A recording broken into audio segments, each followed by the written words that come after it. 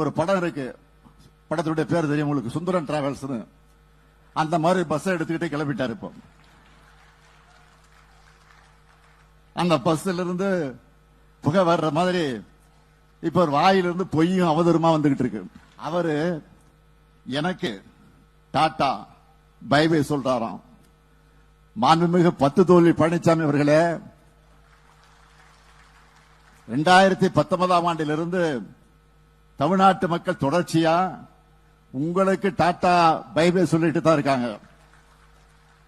இந்த தேர்தலில் உங்களுக்கு நிரந்தரமா குட் பை சொல்லிட்டு போறாங்க.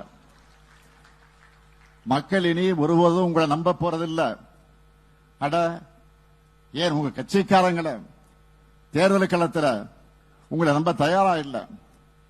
ஒரு காமெடியில வரும், ஒரு திரைப்படத்தில் வரும், அதுக்கெல்லாம் நீ சரிபட்டு வரமாட்ட. அந்த மாதிரி அவங்க ஒரு முடிவுக்கு வந்துட்டாங்க. இதை தெரிஞ்சுக்கிட்டு போலியா ஒரு பிம்பத்தை உருவாக்க ஒரு படம் இருக்கு, படத்துடைய பேர் தெரியும் உங்களுக்கு, சுந்தரம் டிராவல்ஸ். அந்த மாதிரி பஸ் எடுத்துக்கிட்டு கிளம்பிட்டாரு. இப்போ அந்த பஸ்ல இருந்து புகை வர்ற மாதிரி இப்ப ஒரு வாயிலிருந்து பொய்யும் அவதூறுமா வந்துகிட்டு இருக்கு. மக்கள் அப்புறம் இன்னொன்னு பேசி இருக்கிறார், நான் பஸ்ல வந்தா சுந்தரம் டிராவல்ஸ் வரும்னாரு. ஆமாப்பா, நான் என் விவசாயி, அப்படித்தான் வர முடியும். உங்க அப்பா மாதிரி என்ன கோடீஸ்வரன், நீ கோடீஸ்வரன் இருந்த. உங்க அப்பா முதலமைச்சரா இருந்தாரு, உங்க அப்பா திமுக தலைவரா இருந்தாரு. உடைய ட்ரெஸ்ல மட்டும் 8000 கோடி இருக்குது, 8000 கோடி இருக்குது.